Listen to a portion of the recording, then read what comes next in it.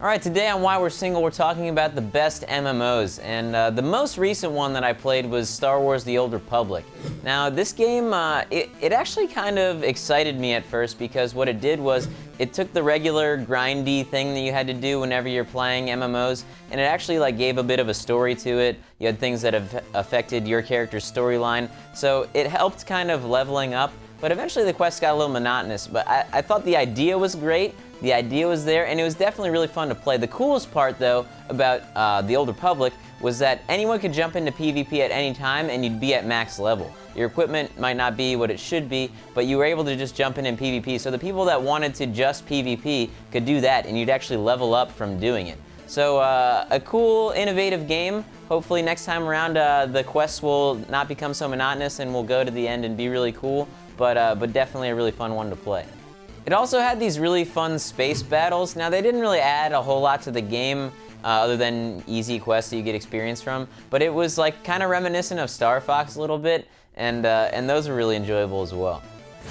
MMOs. My general rule for MMOs is the less rules, the better. The more player-controlled, chaos that takes place, the happier I am. The very first MMO I ever got started on was Ultima Online. And what I loved about Ultima Online that you didn't see in WoW, even though I think WoW might have been overall the better game, I really liked that you could loot people's corpses in Ultima Online. The reward for killing you was, I get to take your stuff. Your stuff is mine now. You're dead, and I'm looting your body. It was just such a great feeling, maybe because I'm a giant troll. But with WoW, when you kill someone and they still get to keep all your stuff, and you just get, whatever points for killing them, honor points or whatever. It's just, whatever was there, it kind of took something away from the game for me.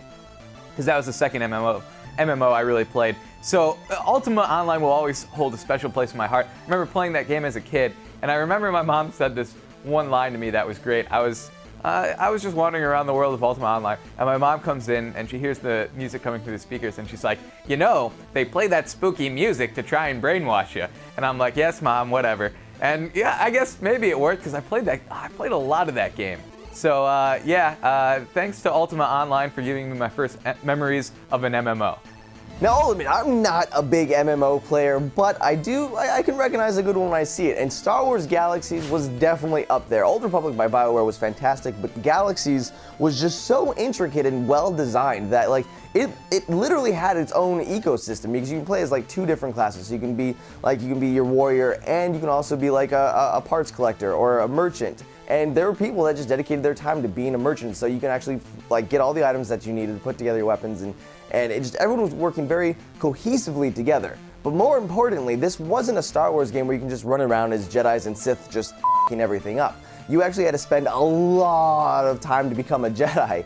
And it was really funny because if one of your friends did become a Jedi, you'd all be standing around in a circle like, dude, show us your lightsaber. Whip it up. Let me see your lightsaber.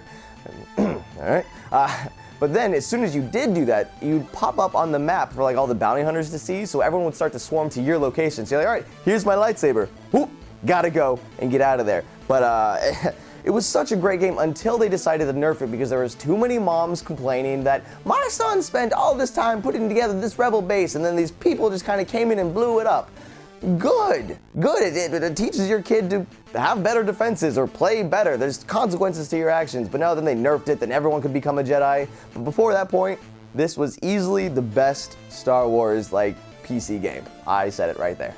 Another great MMO, EVE Online. Man, my first foray into this game ended badly. I got blown up almost instantly. The learning curve on this game is intense, but I like games that don't hold your hands, and I'm gonna get more into it when I have a bigger free chunk of time to devote to it. Also this summer, I've got a friend who's gonna hop online with me.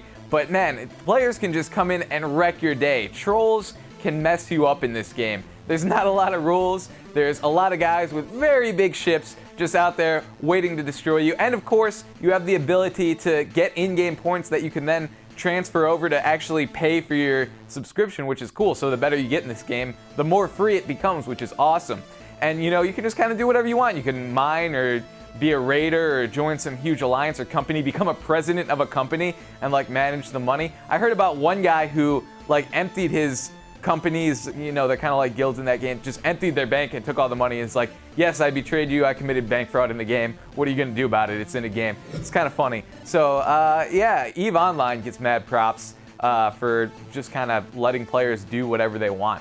All right, you know DC Fanboy has to talk about DC Universe Online. Now, this game started off strong and wasn't just on the PC. It was also for the PlayStation 3, which was a better branch for me to kind of climb out on into the MMO world.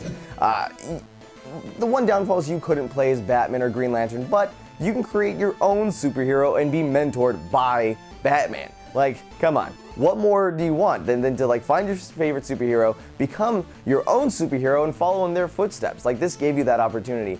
And it was one of those games that kind of jumped into the whole, hey, start off, build the audience, do the whole pay-to-play thing, but then became free-to-play for everyone with all these extra cool DLC attached to it. So it really opened the doors so that everyone can really enjoy a good MMO. So thank you, DC, for giving this to us. Now, with Marvel Heroes right around the corner, let's see if they can do just as well. And then, of course, someone's got to mention it. I got to mention it. World of Warcraft. I played that game for like 7 years of my life. 7 sad, lonely years, which, you know, we're seeing the Why We're Single ending coming. But we're gonna Tarantino this and go back and just talk about it first. I started playing that game first when it came out, and it was a life suck, but it was so good. I don't even really understand why I liked it so much, basically because it was an MMO in the Warcraft universe. But it was really deep combat, I thought, and the raiding was intense. You had to have when WoW first started, you had to coordinate 40 people to get into a raid and kill raid bosses that were all ridiculously hard. And then you'd go, the funny thing was, okay, so you'd spend all this time learning to kill these raid bosses that were you had to coordinate 40 people, and then later on in the expansions, when you were level 80, you'd go back into those dungeons by yourself, and you'd be able to kill the big raid monsters just as one person. And then you're like, what was my life for all those years? I wasted so much time. But WoW is definitely a great game. The PvP was excellent. They had the arena system as well as the battlegrounds, and overall the storyline and just the lore of it is really, really cool. We'd also like to give a big shout out to Az from Heel vs. Babyface for giving us the footage for this video today. You can check out more WoW videos on his channel. He's still playing that game for some reason. I've moved on since, but damn it, he's a trooper. And you should check it out if you're into WoW for sure. Wow, so Hinky really played a lot of World of Warcraft. It's probably why he's single.